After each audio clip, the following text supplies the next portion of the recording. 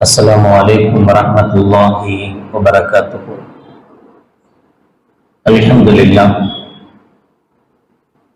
لله نحمده ونستعينه ونستغفره ونعوذ بالله من شرور أنفسنا ومن سيئات أعمالنا. من يهده الله فلا مضل له ومن يضلل فلا هادي له. ونشهد أن لا إله إلا الله وحده لا شريك له ونشهد أن سيدنا ومولانا محمدا عبده ورسوله.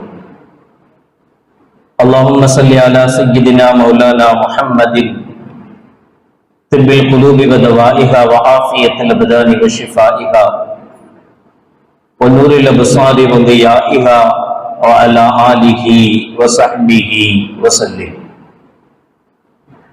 أما بعد فقد قال الله تعالى في القرآن العظيم الفرقان المجيد: أعوذ بالله من الشيطان الرجيم بسم الله الرحمن الرحيم. يا أيها الذين آمنوا أوفوا بالعقود.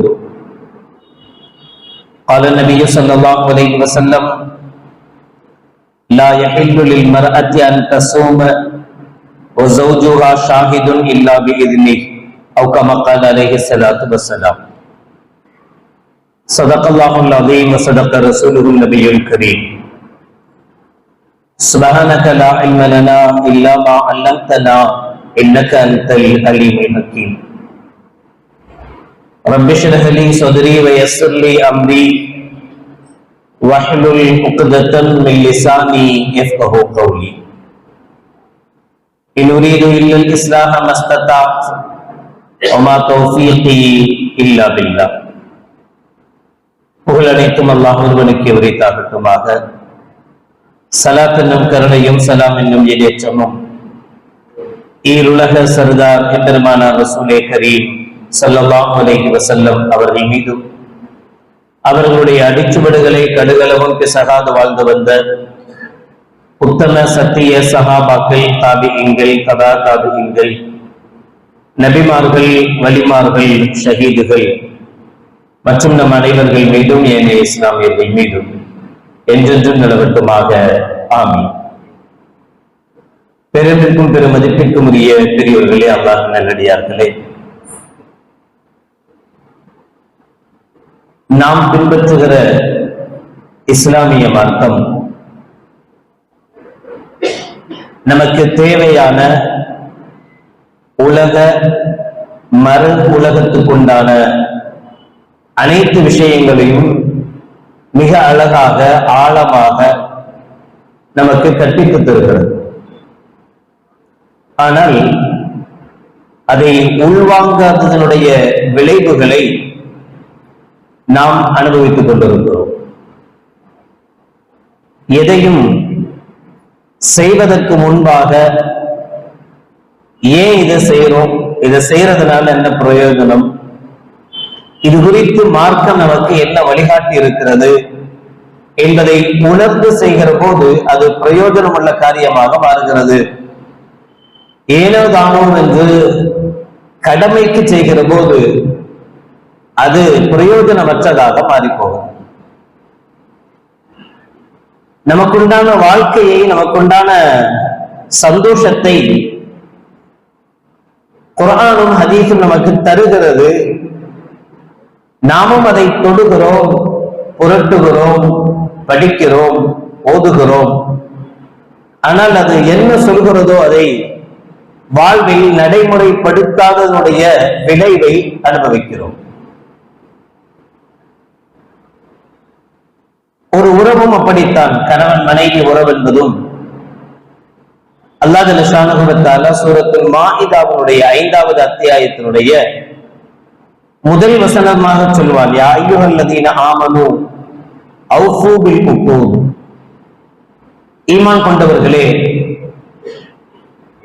உங்களுடைய வாக்குறுதிகளை, உங்களுடைய ஒப்பந்தங்களை நீங்கள் நிறைவேற்றுங்கள். ஒப்பந்தம் என்பது, வாக்குறுதி கொடுப்பது என்பது வெறுமனே அல்ல, அது நிறைவேற்றுவதற்காக செய்யப்படுகிற ஒரு செயல்.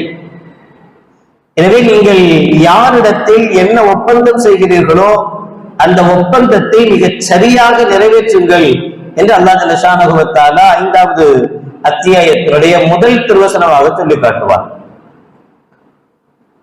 சூரத்து நிசாவுடைய 4வது அத்தியாயத்தின் 21வது ஆயத்தில் வஅഖذன மின்கும் மீசாக்கன் கலீமா, உங்களிடமிருந்து ஆண்களிடமிருந்து அந்த பெண்கள் மிக உறுதியான ஒப்பந்தத்தை பெற்றிருக்கிறார்கள் என்று நிக்காஹ் குறித்து, திருமணம் குறித்து அல்லாஹ் ஜல்ல ஷானஹு வ தஆலா அதை ஒப்பந்தம் என்று மட்டுமல்லாமல் உறுதியான ஒப்பந்தம் என்றும் அல்லாஹ் ஜல்ல ஷானஹு வ தஆலா சொல்லி காட்டுகிறார்.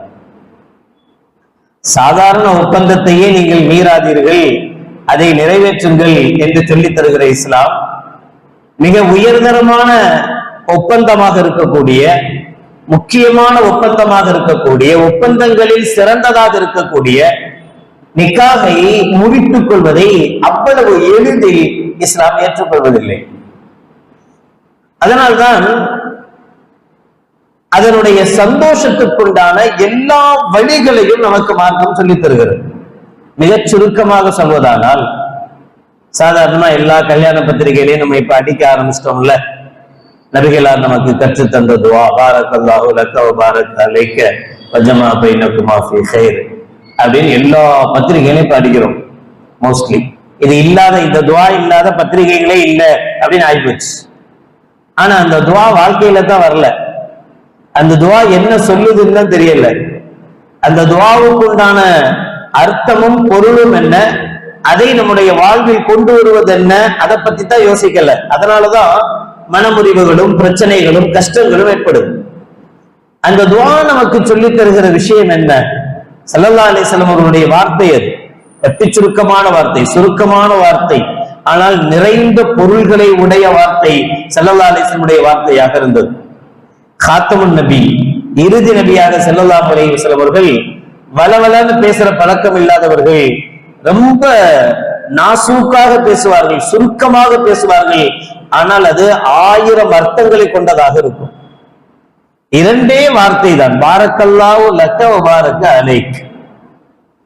அல்லாஹ் உங்களுக்கு உங்களது உரிமையிலும் கடமையிலும் பரக்கத் செய்வானாக. அவ்வளவுதான். உரிமையும் கடமையும் தம்பதிகளாக இருக்கக்கூடிய கணவன் மனைவிகளுக்கு இருக்கிறது. ஒவ்வொரு கணவனுக்கும் தன் மனைவிக்கு கொடுக்க வேண்டிய என்னென்ன செய்ய வேண்டுமோ அந்த கடமையும் இருக்கிறது. மனைவியிடமிருந்து என்னென்ன பெற வேண்டுமோ அந்த உரிமையும் இருக்கிறது.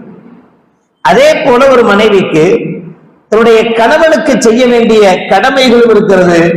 கணவனிடமிருந்து ஒரு மனைவி பெற வேண்டிய உரிமையும் இருக்கிறது.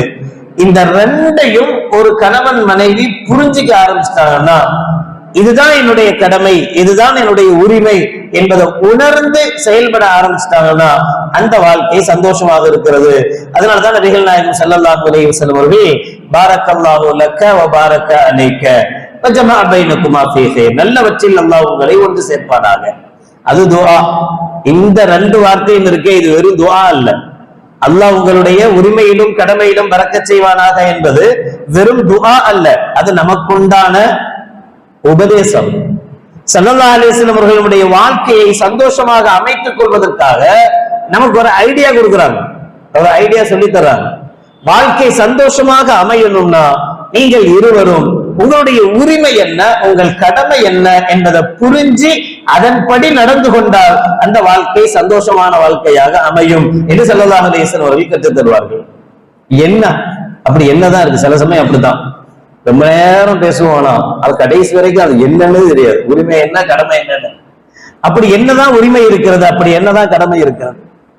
எதை ஒரு பெண் தன்னுடைய உரிமையாக நினைக்கிறாளோ அதுவெல்லாம் கணவனுக்கு கடமையாக மாறுகிறது. எதையெல்லாம் ஒரு கணவன் உரிமையாக நினைக்கிறானோ அதுவெல்லாம் பெண்ணுக்குண்டான கடமையாக மாறுகிறது. அவ்வளவுதான். இப்ப ஒரு கல்யாணம் முடிச்ச உடனே, கல்யாணம் முடிக்கும் போது கபில் தூ நிக்காஹா வ தஸ்வீஜஹா அசர் சொல்லி கொடுப்பாங்க.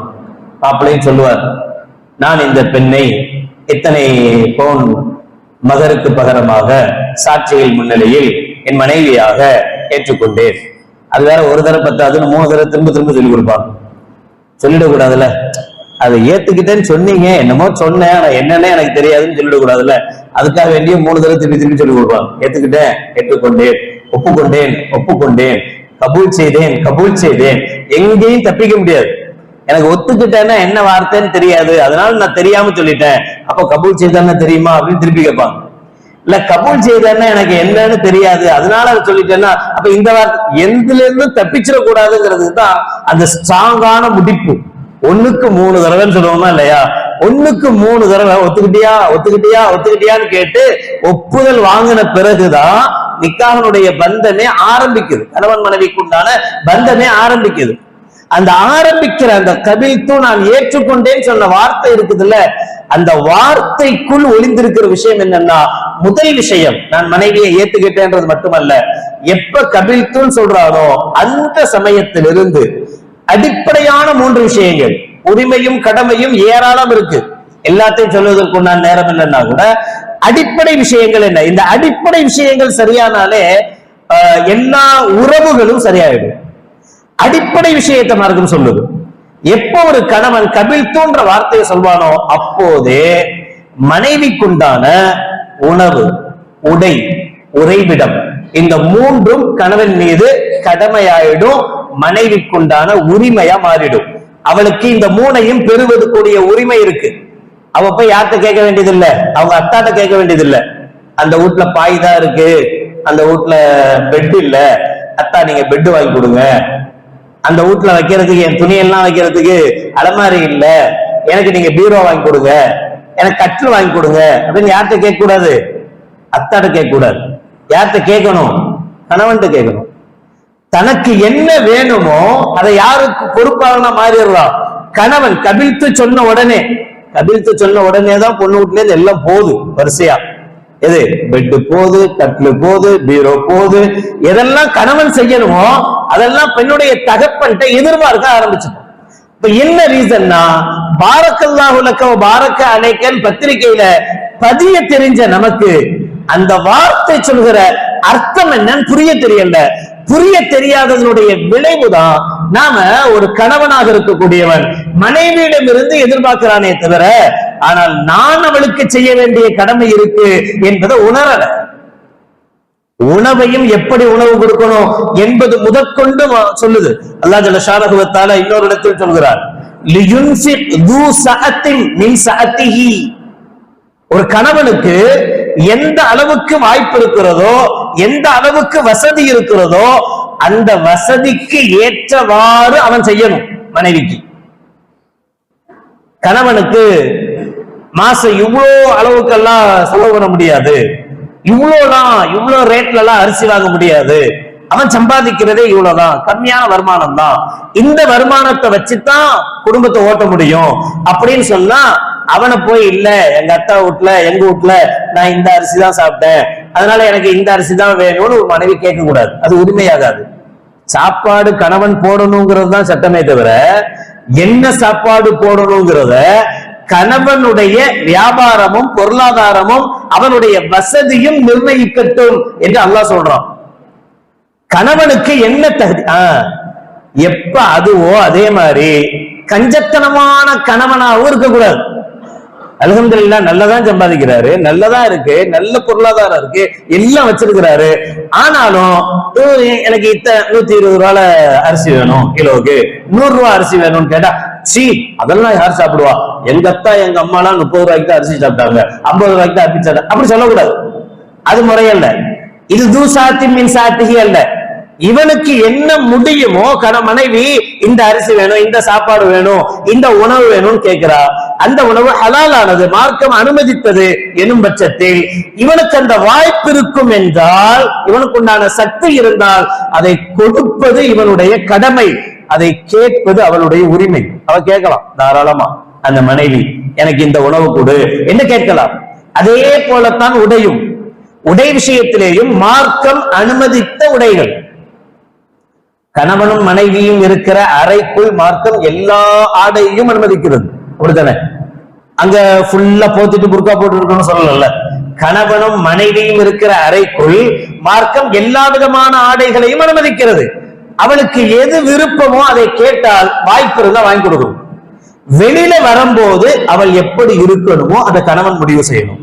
வெளியில வர்ற மார்க்கம் இப்படித்தான் இருக்கணும்னு சொல்லி இருக்கு, புர்கா தான் போடணும், இப்படித்தான் இருக்கணும், ஒன்ன மறைச்சுதான் இருக்கணும், இது கணவனுடைய உரிமை. இதை அவன் சொல்லணும். சொல்லி தன்னுடைய மனைவியை இப்படித்தான் வாழ வைக்கக்கூடிய வாய்ப்பு இருக்கு. ஆனால் அதை தாண்டி இவனுக்கு வாய்ப்பு இருக்கு, வசதி இருக்கு, இவ்வளவு ரேட்ல இவனால புடவை வாங்கி கொடுக்க முடியும், துணி வாங்கி கொடுக்க முடியும் என்றால் அதை அவ விருப்பப்பட்டா இவன் வாங்கி கொடுக்கணும்னு மார்க்கம் சொல்லுது. அதுதானே கல்யாணம் முடிச்சுட்ட. கல்யாணம் முடிச்சது பொண்டாட்டிக்கு மட்டும்தான், மனைவிக்கு மட்டும்தான். அவளைத்தான் அவள் தான் எனக்கு எல்லா விதத்திலேயும் கட்டுப்பட்டு இருக்கணும், அவளுக்கு எந்த உரிமையும் இல்லை, அப்படி மார்க்கம் எங்கேயுமே சொல்லல. வலகுன்ன மிஸ்லுல்லதி அலைஹின்ன பில் மாரூஃப் அல்லாஹ் சொல்றான் சூரத்துல் பக்கராவுடைய 2வது அத்தியாயத்துல 228வது ஆயத்துல. உங்களுக்கு எப்படி உரிமையும் கடமையும் இருக்கிறதோ அதுபோல பெண்ணுக்கும் உரிமையும் கடமையும் இருக்கிறது என்று அல்லாஹ் சொல்கிறான். ஆனா ஒரு வார்த்தையை சேர்த்து சொல்றான், பில் மாரூஃப். நீங்க 2 பேரும் நல்ல விதத்துல அதை முடிவு பண்ணிக்கணும். ஒரு மனைவி தன்னுடைய கணவனுடைய சிரமத்தை பார்த்து, கஷ்டத்தை பார்த்து, இவ்வளவு கஷ்டப்படுறீங்க, இவ்வளவு சிரமப்படுறீங்க, ஏன் நம்ம இவ்வளோ லெவல்ல சாப்பிடணும், நாம எனக்கே இவ்வளோ அதிகமான ரேட்ல எனக்கு துணி எடுத்து கொடுக்குறீங்க, வேணாங்க, இது போதும் என்றால் அவன் நல்ல பொண்டாட்டின்னு அர்த்தம். உரிமைதான், கேட்கிற உரிமை இருக்கிறது. ஆனா தன்னுடைய கணவனுக்கு தோதுவா நடந்து கொண்டால் அல்ஹம்துலில்லாஹ். ஒரு கணவன் அப்படித்தான். ஒரு கணவன் தன்னுடைய மனைவி இடத்தில் அதே மாதிரி உறைவிடம், சில பிரச்சனைகள் இன்னைக்கு சர்வசாதாரணமா இதுல வருது. அத்தா அம்மா கூட தான் இருக்கணும் அப்படின்னு அத்தா அம்மாவும் போட்டு ஃபோர்ஸ் பண்றது. உறைவிடத்தை முடிவு செய்யறத கணவன் மனைவிக்கு மார்க்கம் கொடுக்குது. பக்கத்திலேயே ஒரு வீட்டை பிடிச்சி மகளையும் மருமகனையும் வச்சு சந்தோஷமா இருங்க சொல்லலாம், தப்பில்லை. என்னோட இப்படி இருக்க முடியல, ஜாயிண்ட் ஃபேமிலியா இருக்கு, கஷ்டமா இருக்கு, உங்களுடைய தம்பி வர்றாரு, உங்க அண்ணன் வர்றாரு, வீட்டுல நானும் நீங்களும் இருந்தா எப்படி நான் ஃப்ரீயா இருப்பேனோ அதே மாதிரி இந்த வீட்டுல மாமனார் வர்றாரு, அவங்க வர்றாங்க, இவங்க வர்றாங்க, இப்படிலாம் இருக்க முடியல, எனக்கு பக்கத்திலே ஒரு வீட்டை பிடிச்சு கொடுங்கன்னு கேட்டா இவனுக்கு அந்த வாய்ப்பு இருந்தா வீட்டை பிடிச்சு கொடுக்கறது தான் மரியாதை. அப்படித்தான் செய்யணும். மனைவிக்கு அந்த உரிமை இருக்கு, அதை செய்து கொடுக்க வேண்டிய கடமை கணவனுக்கு இருக்கு. இல்ல இல்ல இங்கே தான் இருக்கணும்னு சொல்லக்கூடாது. அப்ப உறைவிட இந்த 3ம் அவசியம், கம்பல்சரி இருக்கணும். பிரச்சனைகள் நீங்க பாருங்களேன், அதிக பிரச்சனைகள் இந்த 3ல தான் வருது. அதிகமான விஷயங்கள் இந்த பிரச்சனைகளுக்குள்ளதான் மாட்டுது. அப்ப இதை அமைத்து கொடுக்கிற போது அவர்களுடைய வாழ்க்கை சந்தோஷமான வாழ்க்கையா மாறுகிறது.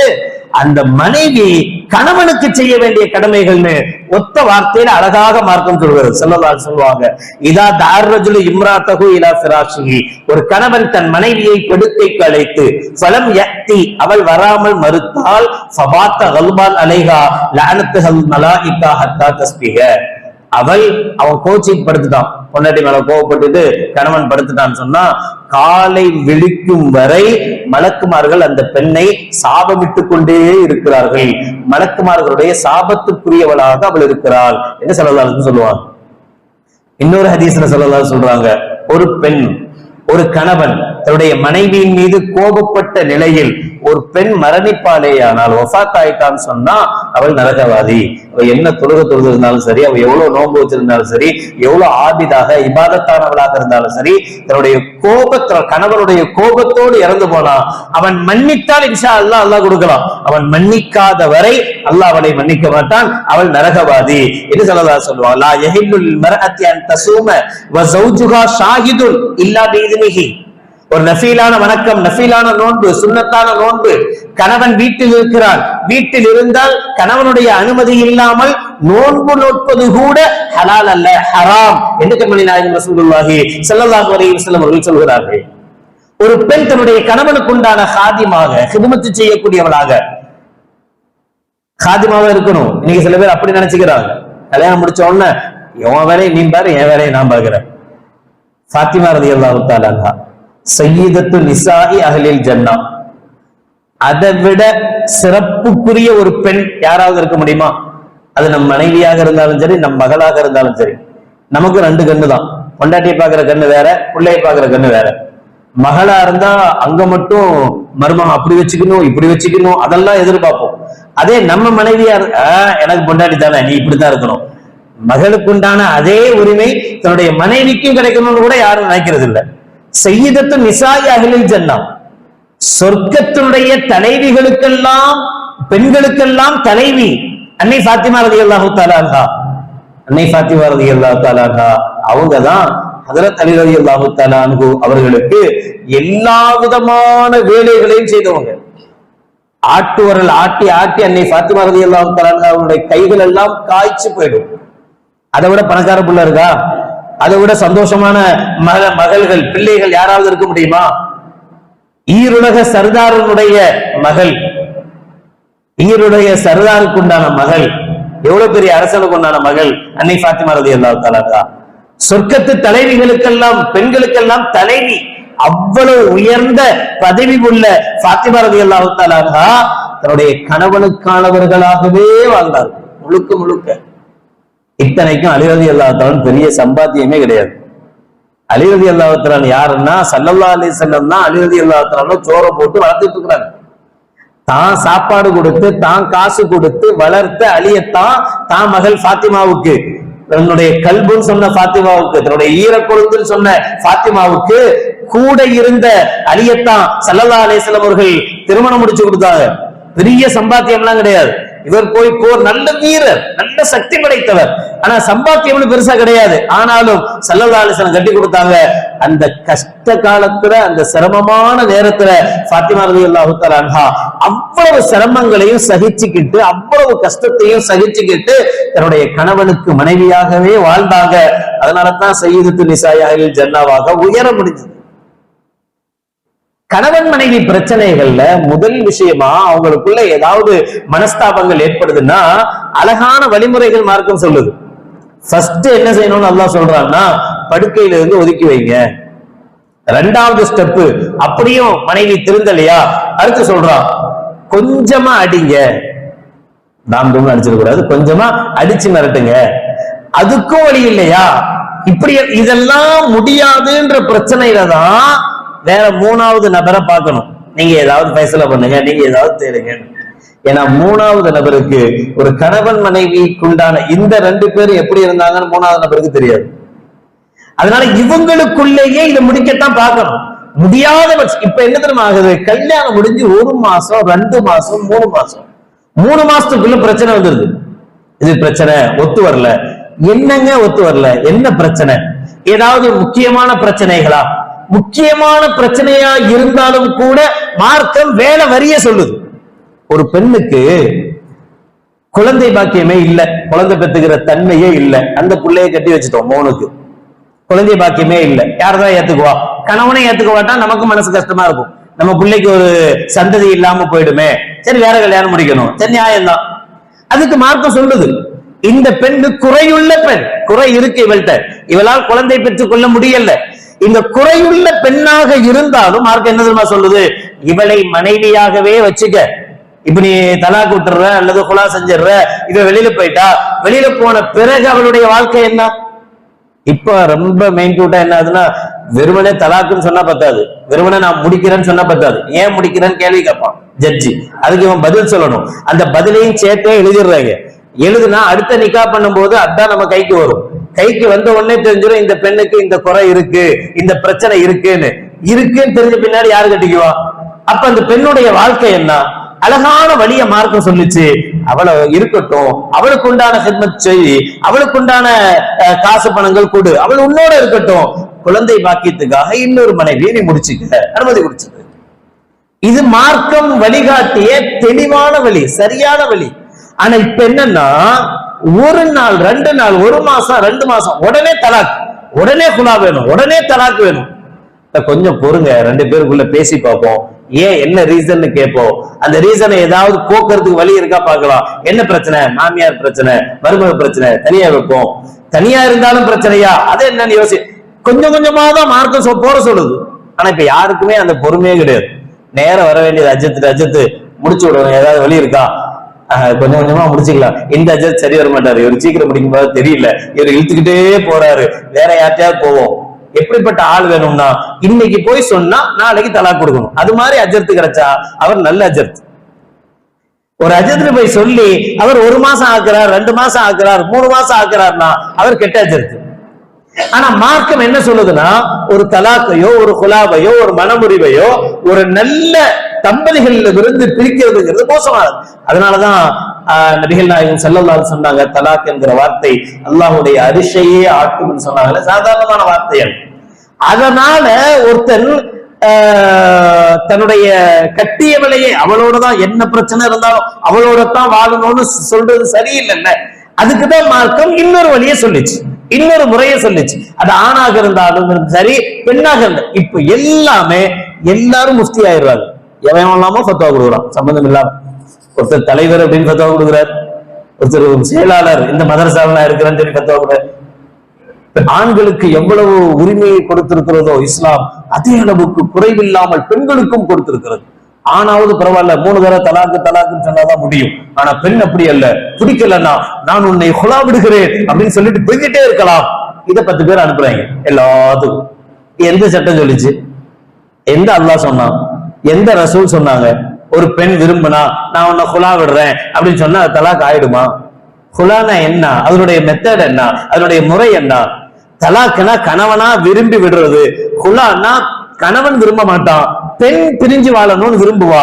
அப்ப என்ன செய்வா? அவன் தன் தரப்பில் இருந்து தன்னுடைய கணவன்கிட்ட நீ என்ன தலாக்கு விட்டுருன்னு கேட்பா. அதுக்குதான் குலா. தலாக்கு விட்டுருன்னு கேட்கணும். கேட்ட பிறகு கணவன் தலாக்கு விடுவான். அப்ப கூட உங்களுக்கு ஒரு சந்தேகம் வரும், அவன் தான் ஆல்ரெடி விடமாட்டேன்னு சொல்லிக்கிட்டு இருக்கிறானே, இப்ப அவன் பிரச்சனையே அவன் தானே, அவன்கிட்ட தானே பிரச்சனை. அவன்கிட்ட பிரச்சனை இருக்கும்போது வம்படியா வேணுக்குனே நம்ம வேணா 2வது கல்யாணம் முடிச்சுக்கலாம், இவ்வளவு விடக்கூடாது அப்படிங்கிறதுக்காக வேணுக்குனே இவன் தலாக் விடாம அவளை வம்படி பண்ணா என்ன பண்றது? 3வது வழியை மார்க்கம் சொல்லி கொடுத்துச்சு, சும்மாலாம் விடல. அப்படி யாராவது ஒரு கணவன் வேண்டுமென்றே இவன் மேல குறை வச்சுக்கிட்டு தன்னுடைய மனைவி குலா கேட்டும் கொடுக்காமல் இருந்தால் அப்பதான் காசிட்டு போகணும். காசி விசாரிக்கணும், இந்த தரப்பு அந்த தரப்பை விசாரிச்சு சரியாக இவன் சொல்றது சரிதான், இந்த மனைவி சொல்றது சரிதான், இவன்கிட்ட இந்த குறைகள் இருக்கு, இவன்கிட்ட இந்த பிரச்சனைகள் இருக்கு, இவங்களுக்குள்ள சம்மதம் முடியாது, இவங்களுடைய ஒப்பந்தம் நீட்டிக்க முடியாதுங்கிற நிலைமை வந்தா காவி 2 பேருடைய திருமணத்தையும் முறிக்கக்கூடிய பவருக்குரியவரா மாறுவார். மாப்பிள்ள தலாக் சொல்ல வேண்டிய அவசியம் இல்ல, கணவன் தலாக் சொல்ல வேண்டிய அவசியம் இல்ல. காசி சொல்லுவார், உங்க 2 பேருக்குள்ள தலாக்கை நான் முறித்து விட்டேன். இப்ப இன்னொரு பிரச்சனை வரும், காசி யாரு? கண்டவன்லாம் காசி ஆயிடுறா. இன்னைக்கு எவன்லாம் லெட்டர் பேட் வச்சிருக்கிறானோ அவன்லாம் காசி. யார் யாருலமோ காசி. ஒருத்தருக்கு ஒரு 4 ஏக்கம் வச்சுட்டு 4 பேர் பின்னாடி வச்சு ஒரு லெட்டர் பேட் இருந்தா அவன் காசி. இதனாலதான் என்ன பிரச்சனை இருந்தது தெரியுமா? உங்களுக்கு தெரியல, ஞாபகம் இருக்கா இல்லையான்னு தெரியல. ஒரு ஆட்சியில தமிழகத்துல தலாக்கு காசி ஃபஸ்ஹ் செய்வது, காசி ஃபஸ்ஹ் செஞ்சா ஒரு திருமணத்தை முறியும், இவங்க 2 பேருக்குள்ள உறவில்லைன்னு சொன்னா அது செல்லாதுங்கிற சட்டம் இன்னைக்கு வரைக்கும் தமிழ்நாட்டுல இருக்கு. ஒரு மோசமான ஆட்சி செஞ்ச வேலை. அதுக்கு காரணமா இருந்தது நம்ம பேர்ல இருந்த ஒரு பொம்பளை, ஒரு இஸ்லாமிய பெண்மணி. அந்த பெண்மணி வக்போர்ட்ல இருந்தாங்க, அவங்க ஒரு கேஸ் போட்டாங்க. அந்த கேஸின் படி ஃபஸ்ஹ் செய்கிற உரிமை காசிக்கு கிடையாதுன்னு தமிழ்நாட்டுல இப்ப சட்டம் இருக்கு. ஆனா மார்க்கம் அழகான வழிமுறையை சொல்லிச்சு. ஒரு ஆணுக்கு பிரச்சனைனா என்ன செய்யறது, ஒரு பெண்ணுக்கு பிரச்சனைனா என்ன செய்யறது, இதெல்லாம் விட பிரச்சனையே வராம இருக்கிறதுக்கு என்ன செய்யறது, அதை பத்தி பேசுவோம், அதை பத்தி யோசிப்போம். அதுக்குண்டான நல்ல வழியத்தான் ஸல்லல்லாஹு அலைஹி வஸல்லம் அழகான வார்த்தையில சொல்லியிருக்காங்க. பாரக்கல்லாஹு லக வ பாரக அலைக். உங்களுடைய உரிமையும் உங்களுடைய கடமையும் என்னன்னு புரியுங்க. நம்முடைய மனைவி, ஒருத்தருக்கு மனைவியாக வரக்கூடியவ தன்னுடைய தகப்பனை விட்டு, தன்னுடைய உறவுகளை விட்டு, தன்னுடைய சொந்த பந்தங்களை விட்டு, தன்னுடைய ஊரை விட்டு அத்தனையும் விட்டுட்டு ஒரு கணவனுக்காக வர்றா. கணவன் வீட்டுல இருந்து வாழ்றதுக்காக கணவனுக்காக வர்றாள்ல. அப்படி வரும்போது கணவன் அவளுக்காக எதையாவது விட்டு கொடுக்க வரக்கூடாதா? அல்லாஹ் ஜல்ல ஷானஹு வ தஆலா ஒரு ஆயத்துல அழகாக சொல்லி காட்டுறான், எல்லாருக்குமாக வாஷிருஹுன்ன பில் மஅரூஃப், அவர்களிடத்தில் நல்ல முறையில் நடந்து கொள்ளுங்கள். ஃபைன் கரிஹ்துமூஹுன்ன ஷைஅன், ஏதாவது ஒரு தவறு குறை உங்களுக்கு பிடிக்காத காரியம் அந்த ஆணிடத்திலோ பெண்ணிடத்திலோ இருந்தால் ஃபஸான் துக்ரிஹு ஷைஅன் வ யஜஅலல்லாஹு ஃபீஹி கைரன் கதீரா, உங்களுக்கு அது குறையாக தெரியலாம், உங்களுக்கு அது பிடிக்காமல் இருக்கலாம், ஆனா அல்லாஹ் அதுலதான் உங்களுக்கு அதிகமான கைரை வைத்திருப்பார். என் முன்னாடி கோவப்படுறா, என் முன்னாடி அந்த பிரச்சனை இருக்கு, ஏதோ ஒண்ணு உங்களுக்கு குறையா தெரியுது இல்ல ஒரு மனைவி இடத்தில். அல்லாஹ் சொல்றான், நீ அதை வெறுப்ப, உனக்கு அது குறையா தெரியும், உனக்கு அது கஷ்டமா தெரியும், ஆனா அதுலதான் அல்லாஹ் ஜல்ல ஷானஹு வ தஆலா உனக்கு நன்மையை வச்சிருப்பான். ஒரு கணவனிடத்தில் ஒரு மனைவி எதை குறையாக நினைக்கலாம், ஆனால் அதில் தான் அவளுக்கு அல்லாஹ் ஜல்ல ஷானஹு வ தஆலா அதிகமான நலவை வைத்திருக்கிறார் என்று அல்லாஹ் ஜல்ல ஷானஹு வ தஆலா சொல்லி காட்டுவான். மார்க்கம் மிகச் சரியாக நமக்கு வழிகாட்டுகிறது. அந்த வழிகளை உணர்ந்தால், அந்த வழிகள் என்ன என்பதை தெரிந்தால் நம்முடைய வாழ்க்கை சுகமான வாழ்க்கையாக, சந்தோஷமான வாழ்க்கையாக மாறும். அதைத்தான் கண்மணி நாயகம் ரசூலுல்லாஹி ஸல்லல்லாஹு அலைஹி வஸல்லம் அவர்கள் வாழ்ந்து காட்டினார்கள். அத்தகைய வாழ்க்கையை நம் சமூக மக்களுக்கும் அல்லாஹ் ஜல்ல ஷானஹு வ தஆலா தந்தல் புரிவானாக. வாஹிரு தஅவானா அல்ஹம்துலில்லாஹி ரப்பில் ஆலமீன். அஸ்ஸலாமு அலைக்கும் வரஹ்மத்துல்லாஹி வபரகாத்துஹு.